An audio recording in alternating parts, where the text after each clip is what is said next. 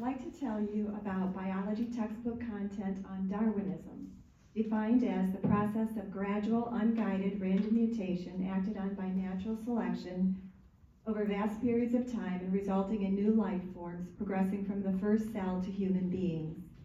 The textbook description of Darwinism and the status of the theory are inaccurate. It gives not a clue that lively debate exists as to whether the complexity of life developing by chance is plausible, and describes zero present-day problems with the theory and even claims none exist.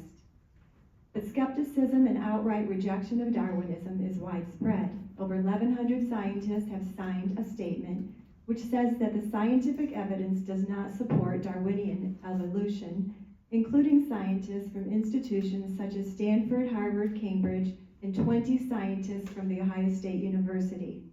This dissent does not challenge microevolution and sets aside common descent for now.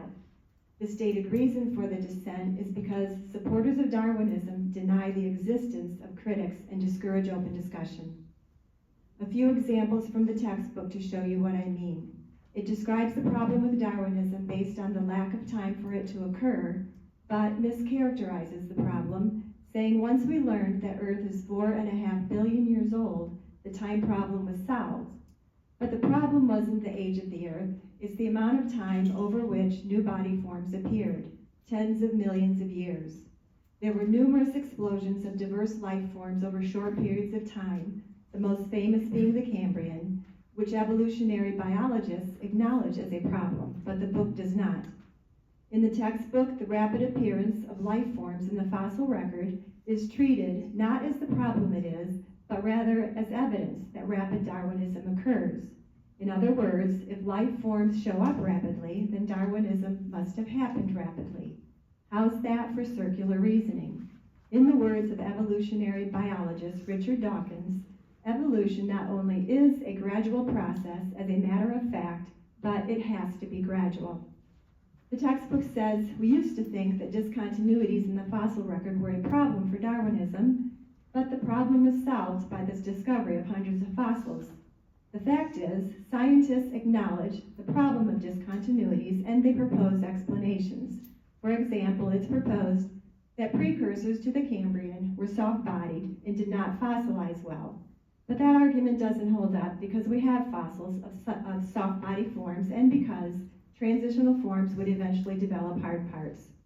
The textbook says, and I quote, astonishingly, every scientific test has supported Darwin's basic ideas of evolution. That is simply an outlandish claim.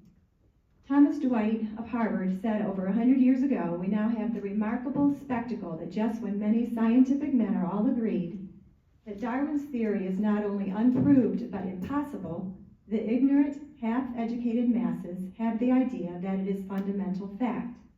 Things have only gotten worse for the theory since then. In 1980, Stephen Jay Gould said, the theory is effectively dead, despite its persistence as textbook orthodoxy.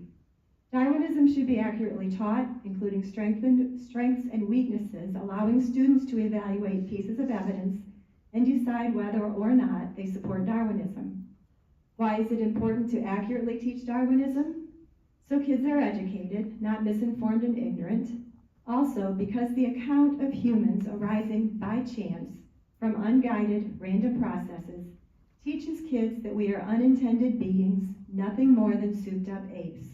And that is erroneous and has far-reaching implications. Please follow your policy to present all sides and to not persuade students one way or another.